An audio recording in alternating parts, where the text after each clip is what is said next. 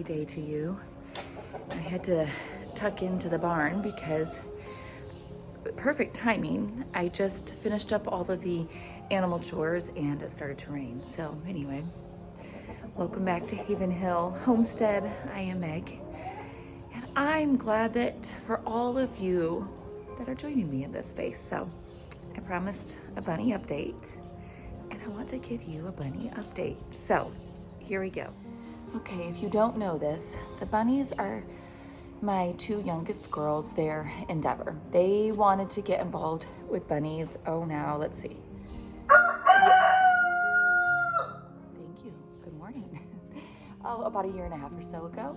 And when they mentioned that to me, I was all on board because I know that bunny poop, the manure that you get from it, is so, like, I spent so much time studying just all the different types of manures that are really good for your garden.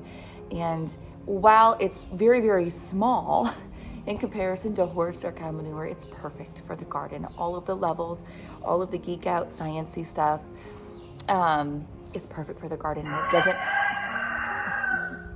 we're having a rooster crowing more. Anyway, it's just perfect for the garden. So I was full on board with that. And that's what started our bunny, what we fondly call here our garden bunnies. They do not roam free in the garden, obviously.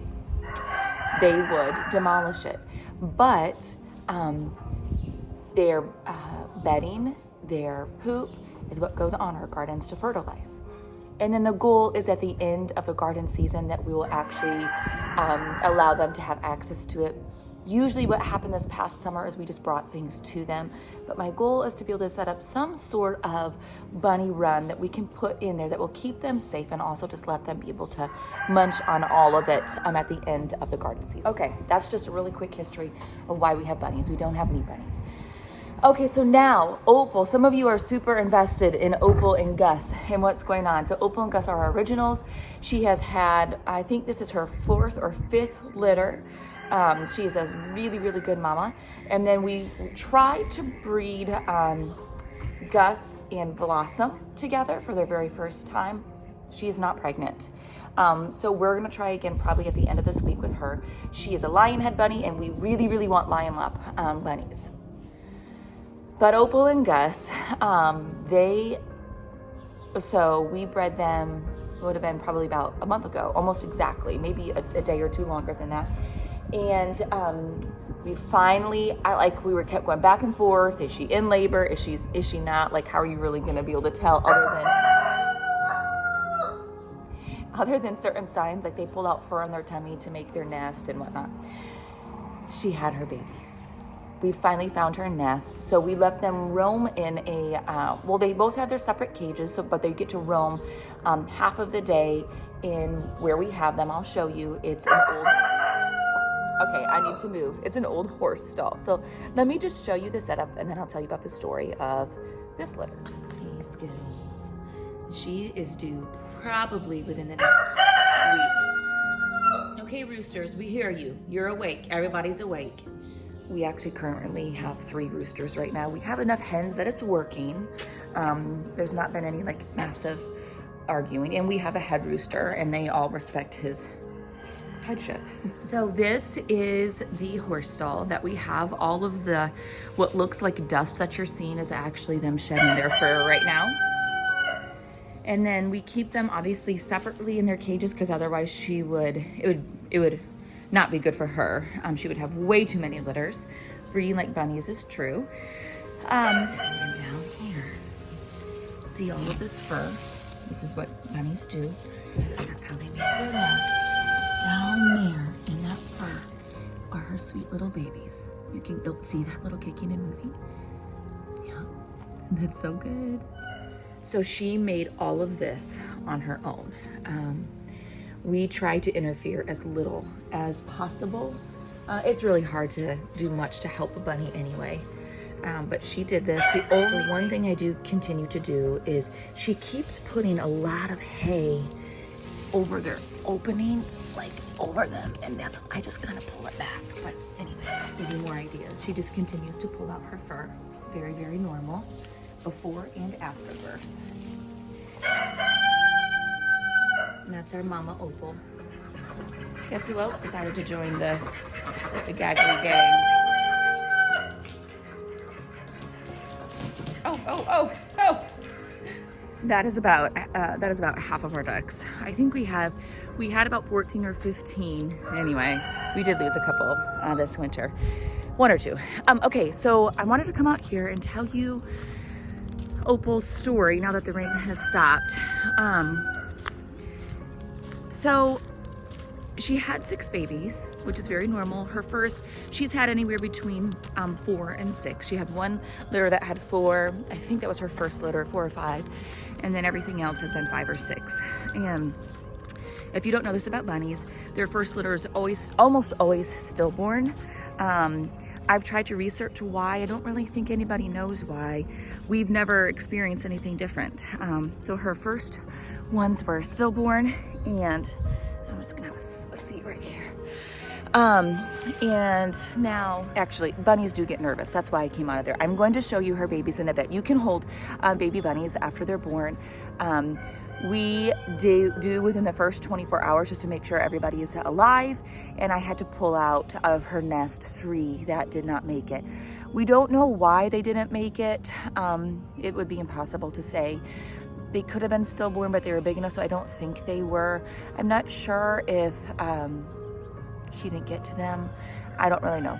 All that to say, that's the sad part. 3 did not make it. So this litter would have been 6 total. And then 3 seem to be doing really, really well.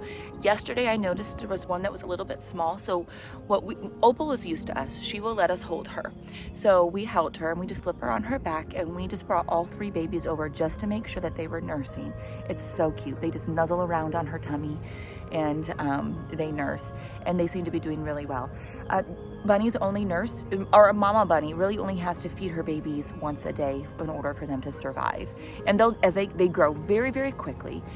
When my girls are awake, I will, or when they're up and moving and dressed and all of that, I will try to head back out there and show you so I think they're 3 days old, show you what they actually look like. They'll start getting their fur really fast, and then by the time they're 2 weeks old, they will open their eyes and they will be absolutely adorable. So one of the hardest things about doing all of this lifestyle and how we live out here with our kids is that you do experience death, and you do experience it, I mean, often when it comes to animals. And it was hard. It was hard when we found her nest and we had to pull 3 out. You always feel a little bit of responsibility, like, should we have caught that? Should we have, tried to find her nest sooner? Did we keep her away from them? You just never know. Holland Lop bunnies would never be a good option for a meat bunny because they're too small. Same way with our lion head bunny. It's just not, it just would not be a good option. But we also aren't really interested in raising meat bunnies either. I don't want to have to butcher them, honestly. They're way too cute. But they can still serve a massive purpose for not even just like what we're doing out here homesteading, but even for if you just have gardens in town and you live in a neighborhood. Their poop is so great for that. I would love to even look into options of how we could possibly sell it if we build our bunnies hutch, so to speak, up more. But as of right now, we're just keeping 2. I think all 3 of these are completely spoken for. And then maybe later this summer, we will breed her again.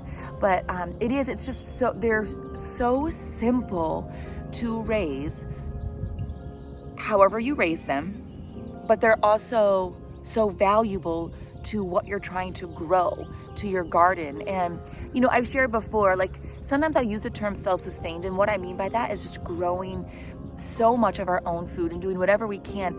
I don't want us to be self-sustained from people. I want us to have community. I want us to build community.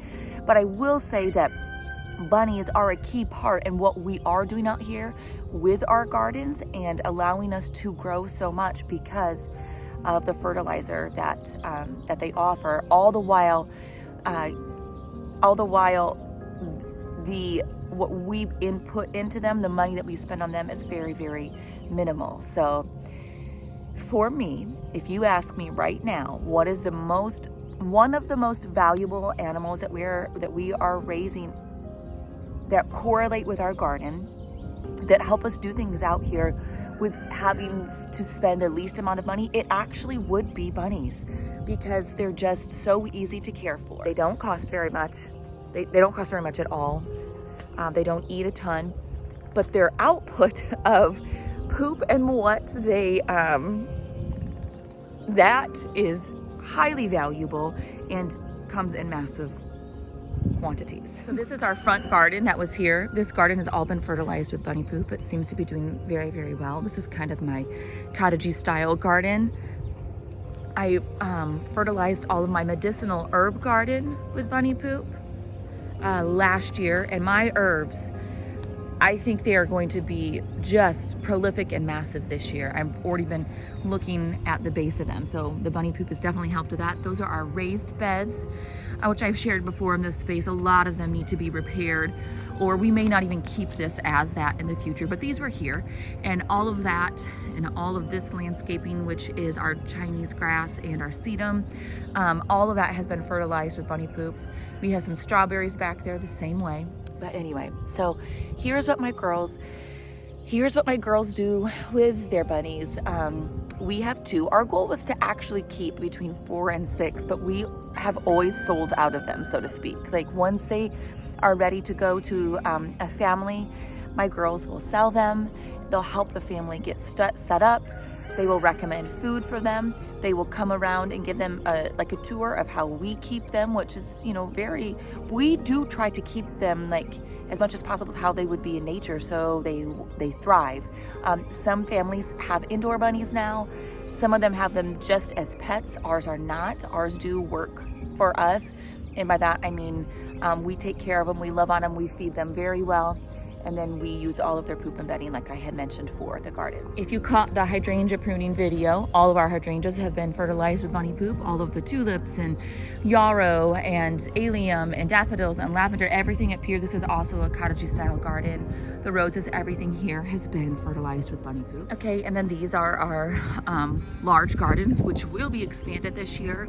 All of these have been fertilized. What you see, the straw, they've been fertilized with bunny poop, a little bit of sheep poop, and bedding, and leaves this past winter. So it did really, really great last year. I'll talk more about that in another video. This was our first year last year gardening in this space, and we were able to produce enough food even for CSA pickups for about 12 different families. So it did really, really well. And then there has been, in that spot that's dark, there was also bunny poop there as well. Why do I even tell you all of this? Well, one, bunnies are adorable. Like I said, they're really easy to raise. We love them. You can train them. Excuse me, the rain is hitting my nose. You can train them to be litter trained, much like a cat. They're not expensive, and you get a lot of bang for your buck, as well as just pure joy. The chickens are following me. As well as just pure joy, and like I said, they're adorable.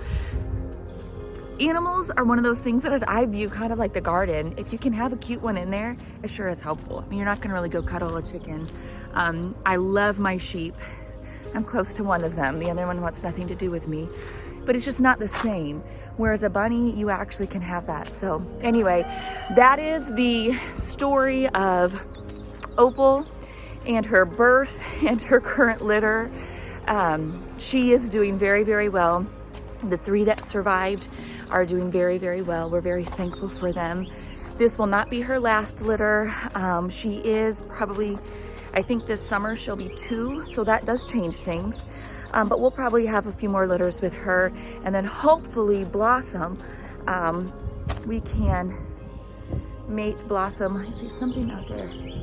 Hopefully we can mate Blossom and Gus in the next week, and then we will get those Holland Lop bunnies as well, which will be not only adorable, but also useful for us and then available to other families. So anyway, that's the story of Opal. I hope you all have a great day. And for all of you and super invested in these bunnies, thank you. We have really enjoyed sharing the stories and just everything review as we were awaiting her birth. So if you don't follow us over on Instagram, I was posting more updates over there. So head over there, follow us over there. I'll put the link below and you can see more of the day-to-day updates and really small snippets over there. So, all right, have a great day. Hopefully it doesn't rain too much and we'll see you next time. One of the things that we grow in massive amounts of excess is parsley, as well as other herbs, but bunnies like parsley. So simple to grow.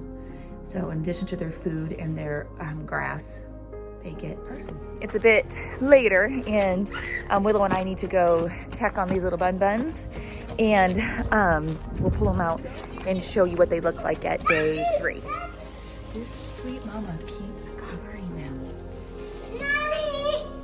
Are they right there?